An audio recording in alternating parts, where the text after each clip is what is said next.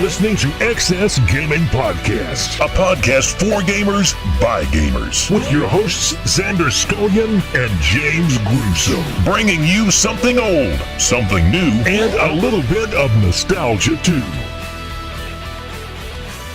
Good morning, good evening, or good afternoon, whichever time you guys are checking us out, and welcome back to another exciting episode of XSGaming Podcast. I'm one of your hosts, Xander Skullion, and join with me is my wonderful co-host, Mr. James Gruesome. What's up, James? Yes. Good holidays to everyone. It is now December. The Christmas time is near, and this is not a Christmas episode yet. We do have one coming up, but it is not quite here. But I hope everyone is able to embrace the holidays in a joyful, whatever, as much as you can, because everybody has lots of stuff going on, and it can be a tough time. But it's kind of a rainy, still kind of warm day. It's not winter.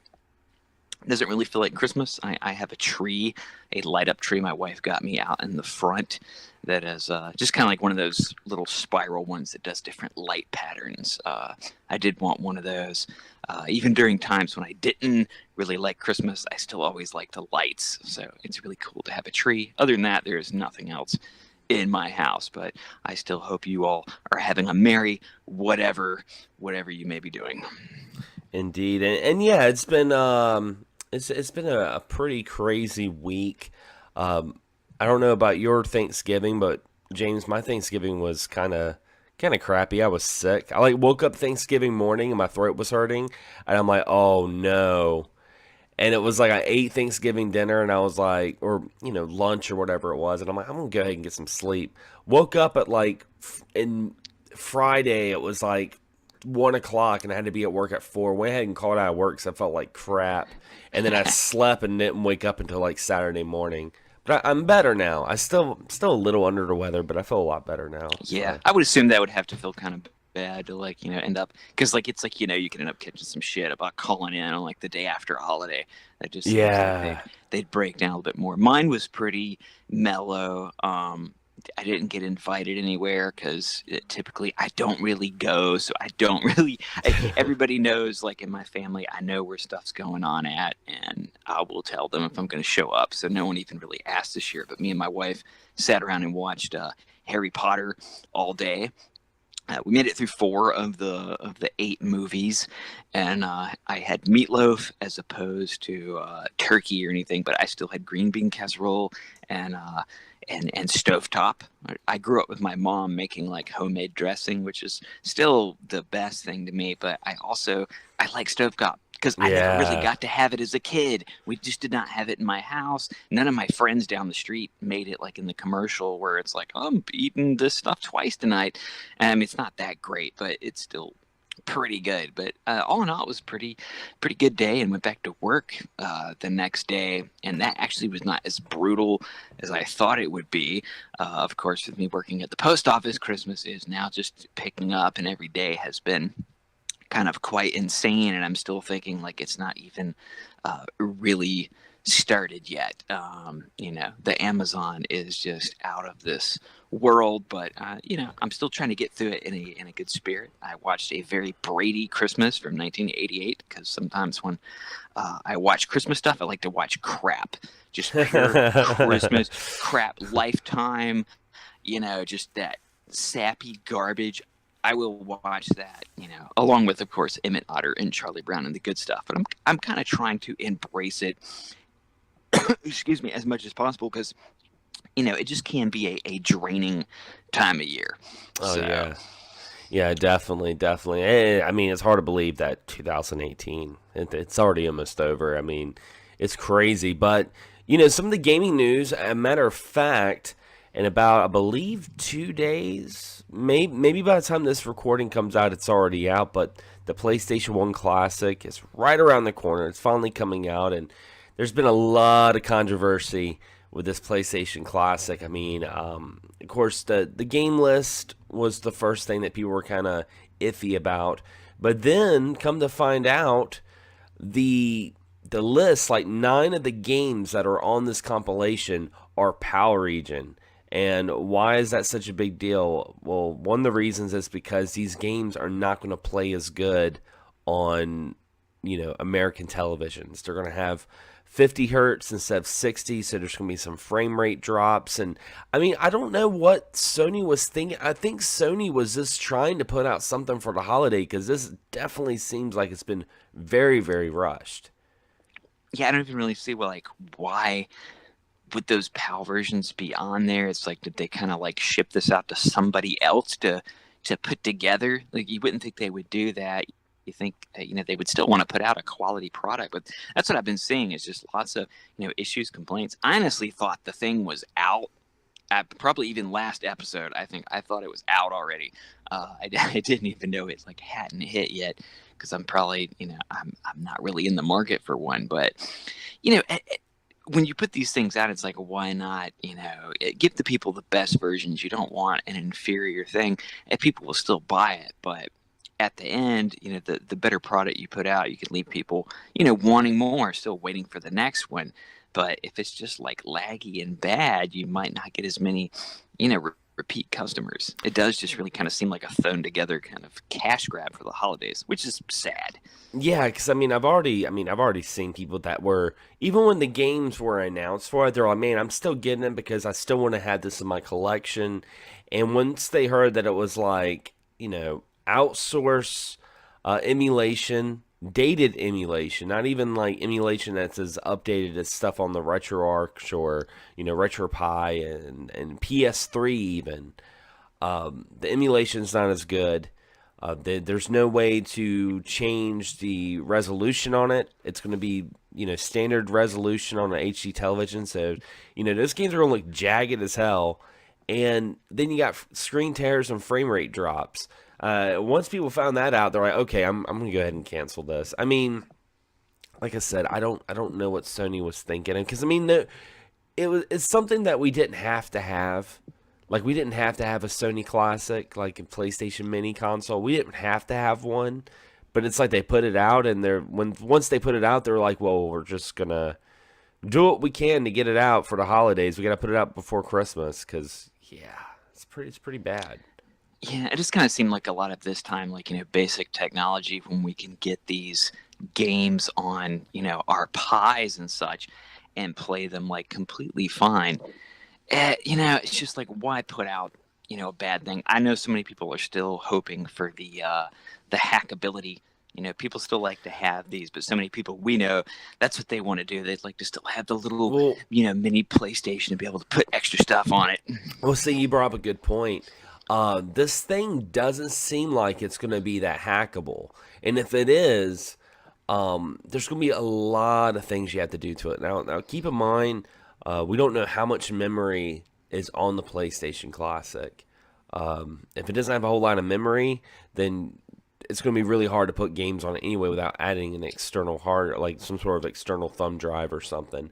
So you think about it, you're going to have to, side load the games on the thumb drive. Now, the PlayStation Classic has 2 USB ports for the controllers. So essentially, you would be theoretically losing one controller putting in the thumb drive and everything. So then I was like, well, okay, well, you can get a USB hub. Like one of those USB hubs, I got one that looks like the Sega Genesis. It's got 4 ports, and you can use 4 different ports on this hub. So you would have to hook up the hub to the PlayStation, where those hubs also use an extra power supply. So you use an extra power supply.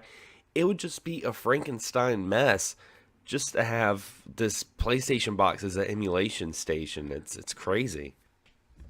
Yeah, we can kind of see a trend of, people like a lot of little, I love having the Pi, small unit. My Retrocade, also very small, but still so many of us with multiple systems, no matter what we have, we still are running out of plugs. And you said, if that's running on 2, the last thing I want is a little system to have 2 power supplies. It's it's not 1995. Yeah. It's something you just don't really want, but yet somehow we still have so many damn plugs in this time. But it just does. It just seems kind of really thrown together. I mean, I still hope it comes out and people like it, but everything we're hearing so far, at the same time too, maybe it'll teach people to put a little bit more care into these products when they do put them out. Yeah, I mean, I'm very curious to see what the sales are going to be on this. I know it's going to sell well a lot to people that, just see it out in about, and they don't really play too many video games, and they just see this thing and they're, oh, it comes with like 20 PlayStation games. That's really cool. And that's a lot what these things are made for. It's for those, grandparents or parents, or maybe your significant other that doesn't really play a whole lot of video games, but know that you grew up playing video games, and they see this in the store and they're like, oh yeah, it's got PlayStation games. This is cool. But yeah, $100. No AC adapter. It doesn't come with a power source. You have to do that yourself. Oh yeah. Ugh. Yeah, you had to do that. Which, I mean, it's running off micro USB. We all have micro USBs and those power bricks, but still, it's like, give us a power supply. That and just the thing itself. I'm really curious now. Going through some more mini console news. This is kind of funny. This is some news that was fresh last night. Sega Japan had a poll on Twitter asking what were everyone's favorite Dreamcast color. And I don't know what it was, but people read this and they automatically translated it in their heads that Sega is going to be coming out with a Dreamcast Mini. I was like, wait, what? A lot of people don't realize that Sega does a lot of these polls on Twitter as kind of like a fun thing to do, and also something to give feedback from fans. I don't really think that a mini Dreamcast is possible right now. I mean, because it's not going to be made by Sega, and Sega's no longer doing things with AtGames. So, I mean, what do you think about this, James? Well, now they are, working on putting out, I think, their own, newer Genesis. Are they still doing like a Genesis Mini that they're actually putting out? It does seem a little bit, because Dreamcast was a bit beyond the PlayStation. They did have some of the same games. To me, it doesn't seem like quite as crazy. I can kind of see, though, because people do love the Dreamcast, and people will jump on things like that. Anytime you hear a slight question, a murmur, something was like that people are thinking something's up. It's all just the hope, because people would love that. I would buy one. Yeah, exactly. And the thing is, though, is we still want a Saturn Mini, though. Yeah. Like, why would that be neglected before the Dreamcast? Awesome as the Dreamcast would be, Saturn is still so beloved, still quite expensive. But Saturn is really that. Even along with the Dreamcast, like Sega really kind of has that cult grab, because not many people had them. Even going back to the Master System, we usually either knew one or no people that had one. Which even a Master System like Mini, and sometimes we'll see Master System games on these collections, and sometimes the mini consoles. Even that one, I could see them actually not doing that. But I mean, Genesis, yes, but Saturn it's still that system people clamor for. It's still, kind of been, difficult to emulate. It's just finally getting, within the past year or so where people have been able to do that more, but still just an all-in-one collection. And I mean, Saturn is one that could definitely, I think, get away with, 'cause what did the PlayStation have? 20 games? Yeah. And at $100, it's kind of like, ugh. Whereas like Saturn, you could kind of see them having 20 games, and I still wouldn't even picture it being $100. But even if it was, if it was $100, I'd still get it. It's still so sought after, and you think of the stuff that would be on there. Certain games, hopefully they would be able to have and put on there. You just got to think the lineup would be good either way. It's nice to hope.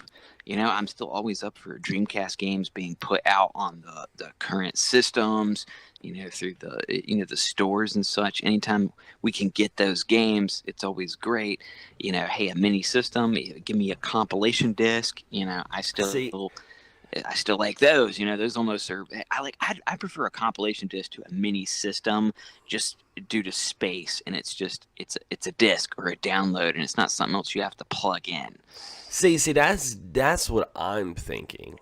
Like, I was like, it would make more sense for them to make a compilation or to put Dreamcast games on, digital download quicker than it would be making a mini Dreamcast.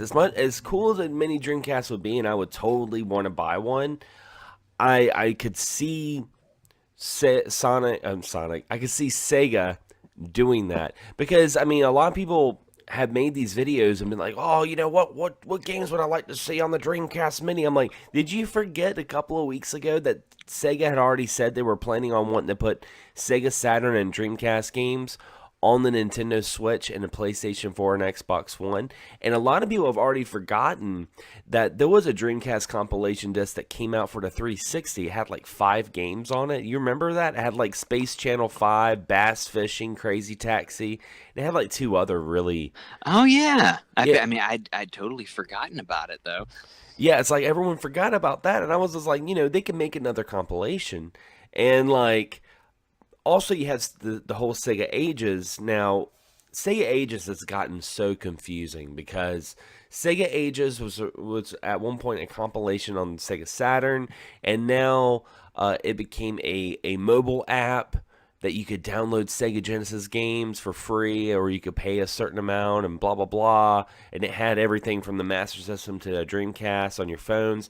And now, you go on the Switch and, Sonic the Hedgehog, Galaxy Force, those are under the Sega Ages moniker, as well as if you have a European eShop account, you can buy the original Phantasy Star for Sega Master System, and that's under Sega Ages. It's like Sega Ages has become like their collection thing whenever they do that. So maybe they'll put out some Sega Saturn or Sega Dreamcast games through Sega Ages on like PSN, Xbox Live, and eShop. And who knows, the color thing, like you said, it could be a fun question. It could be, we do see lots of retro controllers. So, who knows if it's something they might be putting out a line of, a Dreamcast controller. I really like that Japanese kind of clear Hello Kitty one. That was awesome. I do too. I almost won that in a contest. My friend Jim Kitcherukin had a contest, and I remember that. Oh man, I wanted to win that so bad. It was like a clear pink Hello Kitty Dreamcast. I'm like, dude, I would totally rock that shit. But here's the thing too. Like, a lot of people forgot as well that just a couple of days ago was the 20th anniversary of the Dreamcast in Japan. So maybe Sega Japan was just being like, hey, what's your favorite color? Because they were feeling nostalgic over the Dreamcast. You never know. It could be. More than likely, it was just a little fun question due to that date.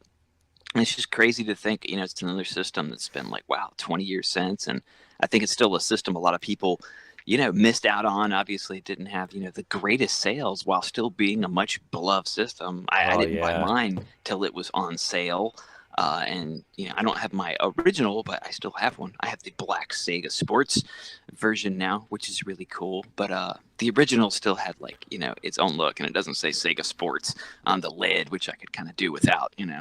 Yeah, I still got my Dreamcast, and it's funny, man, because I can emulate Dreamcast on my laptop. I can play Dreamcast games, and you can play some of it on the Pi, and at the time when I had the Ouya, I could play it on there. But I just can't part with my Dreamcast. There's a couple of retro consoles that I have that I just can't part with, and those 2 biggest consoles would be my Sega Saturn and my Dreamcast. I don't know what it is. It's just something special about it. Even though I don't even play it that much. I play most of it on emulation, but I still have it sitting up right next to my Wii U and Switch, just chilling.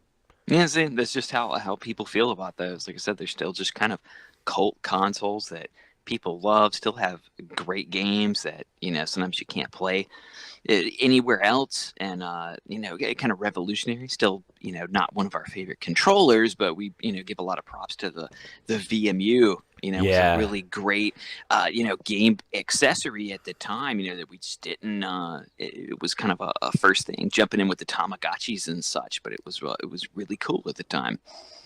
Indeed. And I guess the last little bit of gaming news has been going crazy, and I think this would be a really good discussion, is the whole, have you been following this whole thing with Fallout 76? No, it's not a game I ever played. I'd always been a little bit curious about it. I've just been hearing it sucks and people are angry and trying to take this game back, and there's just I'm it's like, man, like, terrible. is it that bad? well, like the thing about it is like Bethesda is known for making like their in-house games. They're known for being glitchy. Skyrim on the PlayStation 3 was unplayable. There were so many glitches, it was just hard to play it.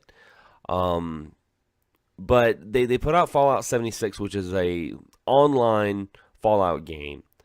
And when they put out the game, they were like, hey, this game's going to have some glorious bugs and glitches this is what they said. They said it's going to have glorious bugs and glitches, and we're not planning on fixing them.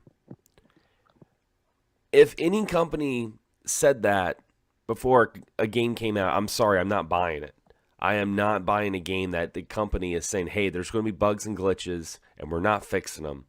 I just wouldn't even spend my money on it. But of course, people did, and it's a buggy mess. The collector's edition's even getting in some problems because you got like this like Fallout helmet thing, and you got this bag, and the bag is like really low quality. And it's getting to the point where Bethesda's might be facing some lawsuits. I mean, it's getting to that point because, I mean, once you hold something of that caliber and you just totally drop the ball and it's just, you're putting out a subpar product, I mean, you're going to piss people off. But I'm not the biggest Fallout fan, but I saw that and I'm just like, it amazed me because you get some people that, they're like, well, I'm a big Fallout fan, so, I had to buy it. And I'm like, well, that's kind of a problem, That's how a lot of us can feel about certain games. If you love, and I know a lot of people do like Fallout. Like I said, I've never played it. I have been curious, but you get people that are such fans that they will, and it's kind of bad because it's like the company is really taking advantage of people. That comment sounds almost like a troll comment. Like, I mean, why would you, say that glorious bugs? We're not going to fix them unless it's actually like funny things that happen to enhance the game. But I'm seeing more people angry. I think there was that video floating around of the one guy. I don't know if he was tearing up a GameStop store. I don't really like to people act like, I don't like to watch people act like idiots a lot of times. Like, I don't want to buy into this, trend of like, look at me filming this person being a piece of shit. I don't even want to look at it. Like, I don't know if it's set up. I don't know if it's real. But, most people should know return policies. But, I mean, if somebody was literally angry enough, maybe, like I said, if it was real and they tore up a store, but you're seeing lots of videos, just lots of lashing out against this game. Like I said, lawsuits, been hearing about that. I've been seeing more videos. I've heard about this bag I don't really expect little freebies in, games, even if they're collector's editions, to be like really high quality. As the person who tried to sell me the Batman special edition one time, it's like, it comes with a batarang. And I'm like, does it cut people? And he's like, well, no. And I'm like, nah, like, I'm good, man. we do see some really cool things come out, but some things like I'm not going to expect it to be high quality. But maybe if it is that bad and it's something that people really feel let down, it does sound like a lot of people have a really legitimate gripe about what's going on. It's why I don't really get mad when games are delayed anymore. Like, there was one time when games would get delayed that I would get kind of, not mad, but get kind of like off-put. I'm like, oh man, it's delayed again. How long does it take to make this game? But to be honest, I'd rather a game be delayed as many times as it can and be completely polished than something like this coming out and it's just mess. But speaking of games getting delayed, I did have some awesome news that I think that you will really like before we take our break. And that is Bloodstained Ritual of the Night. Guess who's going to be helping them make this game? Konami? Or wait, maybe Sega? No. Fucking WayForward. Oh shit. Yeah. That's the place to go to for the games like that. I read that and I was just like, oh my gosh. Because, before Bloodstained Ritual Night was being helped with by like some mobile company, and I was just kind of like, I don't really know about that. I mean, it's been delayed for a while, and I know they put out Curse of the Moon, which was phenomenal. And I'm like, if it's anything like Curse of the Moon, I'm fine. Yeah. But to hear that WayForward is working on Bloodstained Ritual of the Night, I was just like, dude, this is like the closest we could ever get to WayForward doing a Castlevania. We are big supporters, of them. Sometimes their games can be a little, at the end of the day, they're never bad to me. Sometimes they're maybe not like as great as I'd wanted, but just looking back over their catalog, I've still really enjoyed their games, and they're one of the top people to me in that, good old 2D format that have been doing it for a while and quite successfully. And it's really cool, to see them, team up. So like you said, it really is almost like a Castlevania with them. The other game that was put out, like you said, it was so much fun. It was more of that old school style. But if that's anything that was to come, that did nothing but just boost confidence. Once again, I'm not a backer personally on Bloodstained, so I could understand the people, backing, feeling a little bit off. But I mean, as long as they keep up, updates, I know they gave out to that game to a lot of people that did back. So, it's like it is coming. Good things can take time, and just, hopefully it does satisfy all our Vanya needs like we really want it to, Yeah, and I mean, there's plenty of games out there. Oh my God. There's games that came out in 2017 I haven't even played yet. So, I mean, like, there's plenty of stuff to play a while. I mean, I didn't back out Bloodstain. I almost backed it, but then I decided not to because, I was going through the whole Mighty Number 9 thing, and I'm like, I don't feel like going through this again. Yeah, I've dealt with a Kickstarter. It was a few months ago. I don't know if I mentioned it or not, but I'd kickstarted the remake of Fireball Island, which is like a cult classic 80s game from 86. It's kind of like an Indiana Jones, like giant mountain with, marbles as fireballs rolling down from a big god on the top. And like back when I was little, you figure I was 8 when it came out, and it was like the most awesome thing that nobody I knew had. I never played it, and it was so big that it kind of got taken off store shelves. But a company, it's like Cool Games, I think, or it's like Game Repros. They're both kind of the same thing. They got the rights to it, and I happened to hear about it on the Retro League podcast, which is a really great show. And I checked it out, and I ended up backing it, and I actually just got it because I remember telling you, I texted you, I was like, Dad, this package, man, that came in, like, I don't know what the hell this is. And it was kind of bugging me out because I didn't know if my wife bought it. And when I finally opened it, I kind of did do a little jump for joy. I was like, oh shit, like, it's Fireball Island. So now it's like, I've not set it up yet, but that was a Kickstarter, that did go through. It got overfunded by like hundreds of thousands of dollars. And wow. They did some new things. They changed a little bit, but everything I've heard is really for the better. I've watched a few videos on it, and I'm probably going to set it up more on Christmas. It's supposed to be a more fun as a multiplayer game, but I'm still going to make my wife play it at some point. But that was definitely, you can get really cool things out of Kickstarters. It's kind of cool to see a resurgence of old, beloved games, whether it's in board game or video game form. It's like we really can control and help bring these things out nowadays, which is something we never really could do before. Indeed. Now, what we're going to do, guys, we're going to take a short break. And when we come back, we're going to be talking about video game accessories. Some of them that we like, some of them we don't like. Just some really oddball ones. So sit back, guys. Let's listen to some Wonder Boy Dragon's Trap music, and we'll be right back.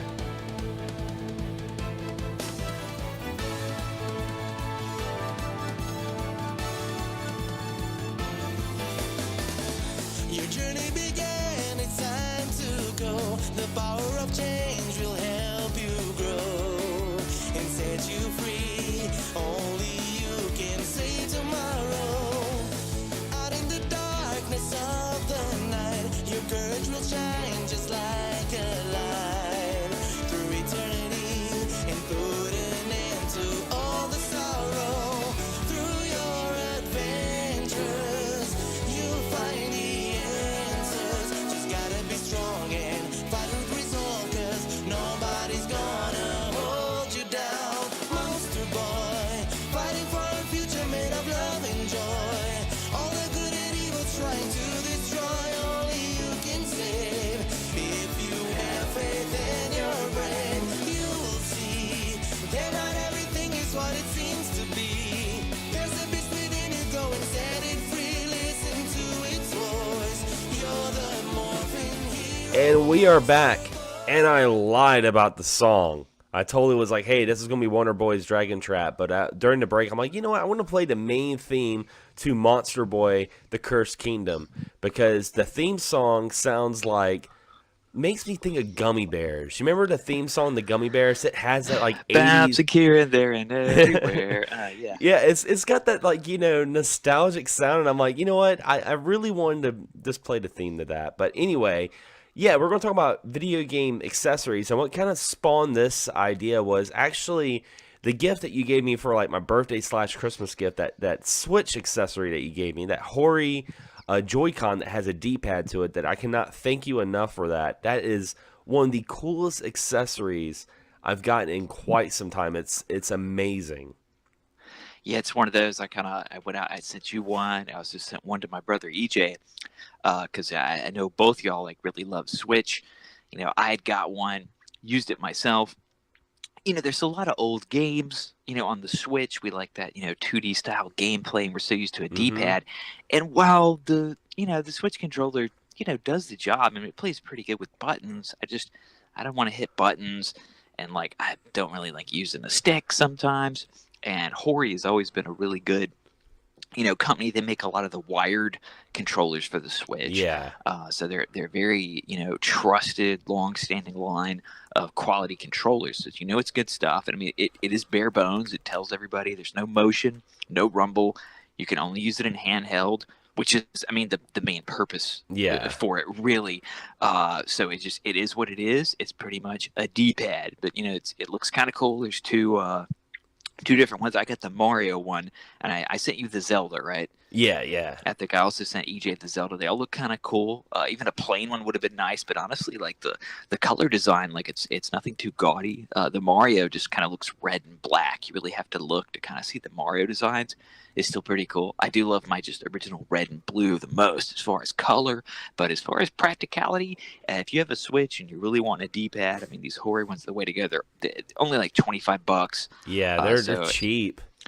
Yeah, it's really not that much, and like I said, it is a little bare bones with the functionality, but it's really all you need. All we needed was just a damn D-pad, and I'd really like to see maybe Nintendo, jump on this. I understand some of the ways that people play. Sometimes it wouldn't work with the D-pad. It needs the buttons. Maybe it still could work, but maybe they could just actually put out an official one, with the functions, just so people could do everything they wanted to do and have that one, for when they needed it. But if not, hey, shoot, give Hori the money because they're awesome, and just let them do it. Yeah, and it's perfect because like the way I've been playing my Switch since I've gotten it, because when I got my Switch, probably about 2 weeks after I had gotten it, I went ahead and bought a Pro Controller because I was getting the Street Fighter, the Final Challengers, that game when it came out, and I was like, I can't play Street Fighter with those buttons for the D-pad. I got to get a Pro Controller. So for the longest time, what I was doing was I was taking my Switch with me, but like in my carrying bag, I'd have my Switch and my Pro Controller, and I just play it in kickstand mode. But now I just bring my Switch, and it sounds like very trivial, but it's so nice just bringing the Switch and not bringing my controller too.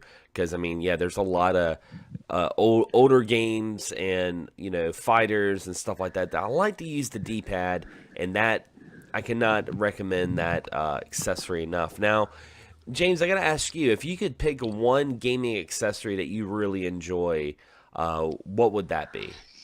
My biggest one probably is always, and we've done whole shows on them sometimes. And as I kind of thought about this topic, I will say too, I was thinking, because that accessory I gave you was kind of a controller, but there really are so many accessories that aren't controllers. Sometimes they can kind of suffice to fill that function. But as I was kind of jotting some things down, I was like, yeah, I really don't have a whole lot of controllers on here, because I think we've done shows just on controllers. But light guns for me are still one of the first. I had the NES with the Duck Hunt and Mario, and that was one of the first ones I had, and it's still one of the ones I still love across generations of systems. Where there's arcade, we had the NES. Of course, there was versions on the Super NES. Gun cons, Dreamcast. We've had, and moving on into the moves, as I mentioned before too. With the PSVR that totally function as light gun controllers. And that was one that was just always fun. I think, just targeting. I'm not a super big, gun guy. I've shot some cans and stuff with the rifle, but it's always just really fun on the TV, to do that. I love target games.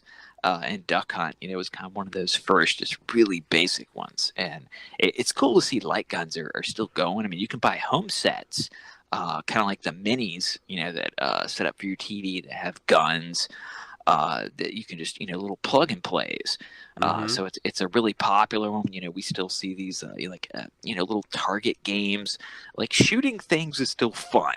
Oh yeah, and it's something that's just spanned generations on video games, and it's a big part of it. It's lots of good games. I mean, like that's really like my number one, most pale in comparison to the light gun. While they're still cool, I have to agree with that. Light gun is a definite good accessory. Another one that I really like is just the arcade sticks that you get for consoles. I mean, there's so many different kinds of arcade sticks, and there's some ones that are like cheap and not so great. There's some that are just awesome. I mean, of course, when you think of the arcade sticks, you think of fighting games, and a lot of those joysticks are pretty expensive. The one that I have for the 360, I actually use it on the Pi when I'm playing arcade games, and I want to have that, I want to have that arcade feel. It's, I believe it's put out by Mad Catz. I think it's a Mad Catz Street Fighter 4 controller joystick, and I love it, man. It's great, and it's USB, so I can hook it up to my PC. I can hook it up to my Pi, and it's probably one of my favorite accessories. It's one of those things that I absolutely love. And of course, I mean, some of the accessories that came out, of course, when you talk about, you can't help but mention things like the Game Boy accessories. So many Game Boy accessories, it's insane. They really did. I almost think some of these accessories, and we'll mention a few, bad ones later on. They almost, looking back, they kind of felt like they were preying on us, as kids. These things like, oh, it's like you really need this. Like the Game Boy really needs this magnifying glass and light. I mean, and it kind of did. It kind of did need the light, but that was probably the best. I think Game Boy was just that basic. I don't know if it was Light Boy or whatever the hell it was called, but it was a magnifier and had a light because I mean. You couldn't play in the dark, a backlight could have fixed all that, but, we didn't have that kind of crap back then. I really like the, when it comes to lights for handhelds, I really like that Nyko, like, worm light that they put out for the Game Boy Advance. That thing legit was pretty good. That was a pretty good accessory. Yeah, that was one, and it's like, at the same time, it's like Game Boy Advance was just like, man, that really had no excuse to, like, not have a backlight. When I think back to it, it's like I just feel kind of like I got gypped off, with not having that. But still, that little worm light was a good one, and we did have that really weird Frankenstein. The little Frankenstein contraption that you set your Game Boy in, and many accessories were very big back in the day of adding joysticks to controllers. Yeah, I was just about to mention that. Yeah. And the Game Boy was one that did that. We had a couple NES. They were pretty much like covers for your controllers. They kind of added a joystick to it for that arcade feel, which did not feel like the arcade. Like I like D-pad on home games, but the Game Boy one was just so odd. I really liked the way it looked, and I've always kind of wanted one. I had a friend that had one. That was my friend I got my 3DO from. And I was trying to get that Game Boy accessory. I can't think of what it was called, but I was trying to get it from him. But like, even he didn't want to give it up, and like, he doesn't even use it. So like, you can see a lot of people just has a fond memory for that. And I mean, that one I think might have had the magnifying glass too. It had some kind of thumbstick. It was just this big giant thing you had to stick your Game Boy in. And that was Was it the one that had also the side speakers that came out that you hook up to the head phone jack, and it was like the speakers would kind of come out and it would like supposed to give you like better like stereo sound or whatever. I think it did. I mean, I think this one really had. That's what I call it, like it's the biggest Frankenstein thing next to all the 32X and everything stacked on top of each other. It was really big. I mean, I'm sure it probably cost. That thing had to have cost like $50, which I mean that was the price of a game back then, which was kind of high. It had to have been at least that, and I think it did. It did have the speakers.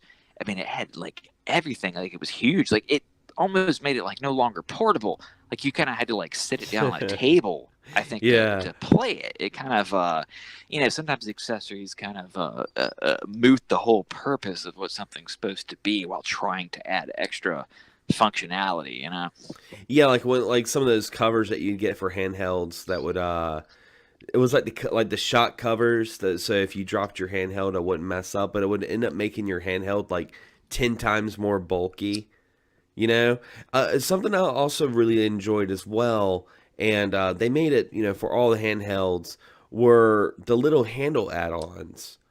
Like I had one for the 3DS that I really enjoyed because I like the 3DS XL and I love the original 3DS. I think they're great handhelds, but my hands would just cramp so much playing them because the way the shape was. And they made like these little handles that it was like a silicone cover that you would put your 3DS in, and when you would put it in there, it would actually add a handle on each side.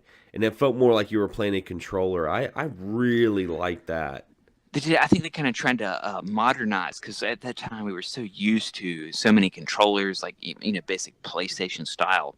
Yeah, that felt like that, and it gave you that feel. Like I could really see one of those being good for the SP, because like my preferred GBA game playing method is my original DS, which is still still pretty comfortable to me. But like something on the SP, man, if I had like a couple little extra handles on that, because I play my old Game Boy stuff on it and Game Boy Color, would be really good. Because I mean the SP, and like I have smaller hands, I usually don't have like as much trouble, except with like that Duke controller on the Xbox. Yeah. Really, that was just too big for me. But having some handles, the SP is just like super small, and it's almost weird when they had like the Game Boy Micros, because those were just even like super tiny. So it's like I imagine they might have had some accessories too. Yeah, I saw someone post something about the Game Boy Micro not too long ago, and I was just like, man, that was a console that came out that was just like it was just failed the moment it came out, because the Micro One, it was like way too small for like RPGs, like games that had a lot of text. I couldn't hardly read it, and plus it came out right when the DS was coming out, so it was just kind of like the DS played GBA games, so it was just kind of like, why do I need this? I thought the covers, the little faceplates that you could change on it, was pretty cool. I did like that. Yeah, I mean, that's kind of an accessory in itself. Those were very cool. Our friend Choppy from the Turnbuckle Throwbacks podcast, I remember he'd had one for sale, and I'd almost thought about hitting him up, because I have one. I don't have a charger, so I'm not completely sure if it works, but I have like the Famicom version. And oh, nice. My brother EJ, he used to use it because he used to do like guard duty on on a base here at Fort Bragg, and there's lots of downtime on some of the gates, honestly. So he used to keep his on him, and it's very kind of easy just to like conceal away. So yeah, just put it right back in your pocket. Yep, it did have some practical uses. It was definitely more of like almost a collector system. I think it's a little bit more sought after now. Not the most practical thing, and like it only played GBA, nothing else prior. But that one was still a cool one. I mean, I would say, as we mentioned with the Dreamcast earlier, I mean, they were kind of one of the systems that kind of felt like the king of accessories. Yeah. Just going from the VMU itself, which was just really neat, and could have like little mini games, and you'd get little 8-bit graphic things from certain games, which was very fun. I mean, you figure they had the light guns, as I mentioned, which I think Mad Catz made the. There was only one set of light guns, and I think Mad Catz made them. There may have been two, but the Mad Catz one, they catch some crap sometimes, but honestly, they had some pretty good products too. Those were very fun. You think you had maracas on there for Samba de Amiga. I mean, they had a keyboard, Typing of the Dead. Let's see, light guns, that one. I think a fishing rod. That one too, I had a fishing rod. that was something else I was going to mention. And like, yeah, and also, I mean, the Dreamcast, we were mentioning earlier about the controller, how we weren't the biggest fans of the controller. There was actually an accessory that you could get for the Dreamcast that you could hook up a PS2 controller or a Sega Saturn controller up to it. And that's pretty cool. I've always wanted to get one of those because I was like, if I want to play my Dreamcast, I wouldn't mind playing a Dreamcast with a PlayStation 2 controller. It'd be very sacrilegious, and kind of fucked up too because, the PS2 kind of helped kill the Dreamcast. I mean, anything really. I love controller adapters, and you see them more and more now. And of course, we get a lot of throwback, USB controllers of all types, which we can use on many different systems. But there was that time where you would have the controller adapters. I think Xbox even had one for PS2. It might have had vice versa. It was just, it gave you a lot of options. Because sometimes you might you didn't really care for the the controller that came with the system. Dreamcast was just kind of had a little slightly faulty controllers as far as feel, but if you could change that up and still enjoy the games, that just made it even better. I wish I still had this controller that I have for the GameCube. It was put out by Hori. And it was a GameCube controller, but it was made like a Super Nintendo controller. I don't know if you remember seeing those. I have. It was one that they kind of put out more for the Game Boy player, right? Yes. I have a version. Awesome.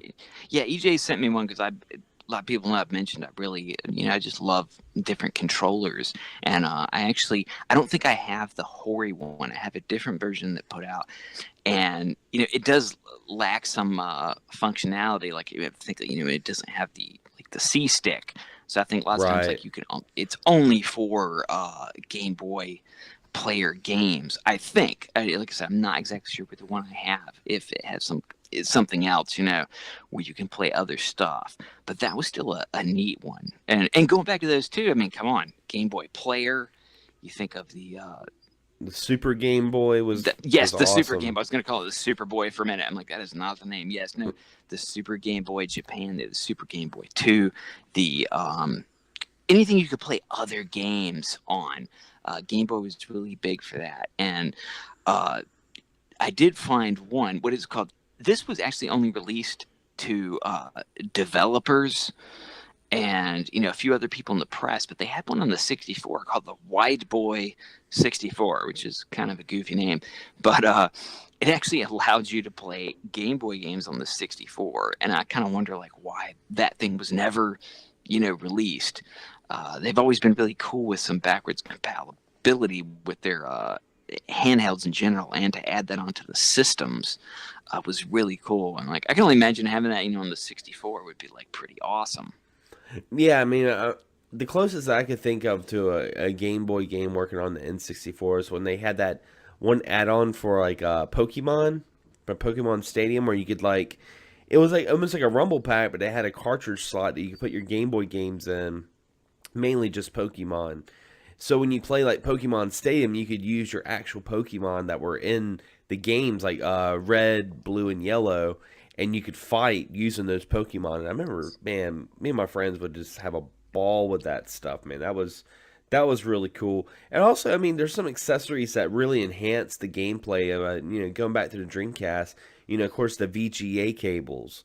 I'm telling you, man, if you want to see some of the best Dreamcast graphics, get yourself a nice tube television, or not a tube television, but a computer monitor, or if your TV has a VGA port, and hook up VGA to the Dreamcast. Oh my God, man, it looks amazing. It looks so good. Yeah, it was kind of cool. Some of the things like cables, it do add so much to them. I did find a couple other weird ones that I didn't know existed, but even back in '95, now multi-systems are pretty common. They just get better and better, with the HD and everything. But back in '95, they had the by TriStar, the Super 8. And this one did end up kind of plugging onto Super Nintendos. You'd run your Super NES, I think, through this, then up to the TV. It had the ability, as we were saying, backwards compatibility being so cool that you could play Famicom, NES, and the Super NES games too, of course, which it had the slot for on there. Back in the day, that was what a lot of us wanted. Some of us had to trade in our old systems, to get a new one. But, sometimes if you didn't, you were infatuated with this new system and just thought it would be so cool to be able to play your older games on it. And they actually had the ability to do that. The TriStar 64 was another one. And like I said, I didn't even really know these existed until just a while ago. And the TriStar 64 would also play, NES and Super NES games on it, which is really kind of, revolutionary, I would think, at the time. And I wish these were some things I knew about. And once again, it's almost, it's not really less stuff to hook up because you still got to hook up this damn TriStar thing. Yeah. The Genesis also had, the master base converter, which is that's kind of a funny name too. But that one, because a lot of people missed out on the Master System, you could play that, and they even had a version for it for the Game Gear. And that was really, Nintendo never put anything out that you could play NES games on the Game Boy. I don't think there was any kind of bootleg anything that could do that, but you could actually play Sega Master System games on the Game Gear. And actually, I have one now, and lots of times if I play a Master System game, I'll end up playing it on my Game Gear. The thing was, Game Gear games and Master System games were very similar, which was why that kind of ended up, working out. But that one is, that's another one of my favorite just kind of add-ons now that I still use. It's something, my Master System's not plugged in. I can always play them on the Pi, but once in a while I might still pick up, a cartridge once in a while if I see a cool one at the store, or I'll still go back and just, if I want to play it, I'll pop it in on the damn Game Gear with an AC adapter plugged into the wall because I'm not buying that many damn batteries. Oh yeah, yeah. I mean, yeah. The Game Gear had an accessory as well that you could watch TV. Remember that had a TV tuner? It did. That was another. That was you think about for us being younger, like small TVs were a real big thing. They added that on there, and they'd have these little mini TVs that were probably way overpriced that you could buy, but it was something. It felt portable. That portability is something we have constantly now. We're watching YouTube, movies, Hulu, on the go, on the phone. It was not easy back then. So even something as stupid as probably 3 channels. On your Game Gear, which is a really awesome feature, and much less if you had the TV on its own, with like a TV and a radio together, oh my gosh, mind blowing. Yeah, it makes you think of Back from the Future when McFly was like, "Yeah, we got 2 TVs," and that one kid's like, "Are you rich?" It really was so many things. It was just like, wow, and now it's just like, whatever. Small TVs, I got that in my pocket every day. I know. Now, because we're running close on time, I'm going to ask you, James, what are 3 accessories? If you had the hold on to 3 accessories, and all the other accessories just didn't exist anymore, what 3 accessories would that be for any console? Still gonna have to go with light guns. As they are just always fun. Harder to play now, due to certain TVs, but they're still making strides and adapters. What the hell is that? Adapters and things like that. You can use in different ways to play these old light games on modern TVs. I don't know, just kind of for the nostalgia and just that I didn't mention it. Multi-taps. Before systems, had 4 controller ports with 64, Dreamcast, most you could do was 2. And just if you ever had more people over, it's multi-tap was a great thing to have. And they made them for almost, every system. And then just any, if I could just kind of lump all of the Game Boy adapters kind of in together, Game Boy Player, the Super Game Boy, just that ability to play something else that we always had in handheld mode, and to be able to just play it up on, the TV in somewhat of a big screen format. Those are just three of the ones that always kind of stick with me.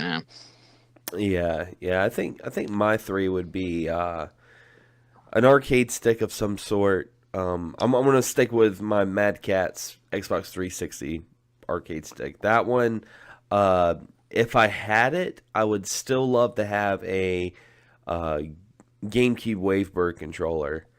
Oh man, that was such a good controller. That, and also probably component cables for the OG Xbox, because I don't know, man. The original Xbox, like with the component cables, just look amazing. So those would be three accessories I would definitely want to hold on to for me. I want to throw in one more just rotten one, just to the fact that I own it, because sometimes I like buying crap. But that's the Victor Max Stuntmaster FX, which was supposed to be like an early, kind of like 3D in your face adapter that you could use it on Super NES and Genesis, and it's just a bad headset that is heavy and uncomfortable, and it just puts these games like right in front of your eyes. It's kind of like when your parents told you not to sit too close to the TV. That's what this feels like. You're sitting way too close to the TV. It's got to be, one of the worst. And like I said, there was kind of a lot of preying on, kids and their parents of just kind of, pushing out this shoddy just junk that you thought was cool because you're young and dumb and you wanted it, and you should have just got a game instead. As many good ones as we had, there were just a lot of crap that you should have got a game, but you bought some junk. You asked for that for Christmas, and then now Christmas sucks. Speaking of games, let's get into games we've been playing recently. What about you, James? What have you been playing? I kind of went on from the kick from Thanksgiving with watching the Harry Potter movies, and I picked up the Lego Harry Potter collection. I did start playing it before a while back. I had it on PS3, and it had been a while because I didn't really remember, a whole lot of it. It was still kind of new, but it's got all the games together. I thought about getting the Switch one. The PS4 version was used. It was $10 cheaper, and then I got a discount again too. So I went ahead and went with that. Plus, I still have more room on the PS4, and I did post a picture on the XS page of while I went there. I found some wrestling figures, which I kind of have a hard time passing up sometimes. And they had a very cool box design. Looked like they were almost in arcade cabinets. Kind of felt like a throwback to the old WrestleFest and Superstars games. And they were also on a very good sale at GameStop. So sometimes you go in there and stuff will be on extra sale, because I thought they were 18, and I was just like, I gotta buy them. And then they ended up being 13, so that was a nice surprise. They were even cheaper. I do like checking for like wrestling figures at GameStop, because lots of times they will be on sale, and sometimes you get that even extra, the extra sale, as I like to call it. But that's been about it. I just, like I said, Lego games are always pretty fun, and it just kind of fits with the Harry Potter universe, and just been having a lot of fun playing that. But that's really been about the most of it. Me personally, I've been playing some more Pokemon Let's Go Eevee. Really enjoy that game, and I would say, even if you're someone who hasn't really played Pokemon games, this is a good spot to start.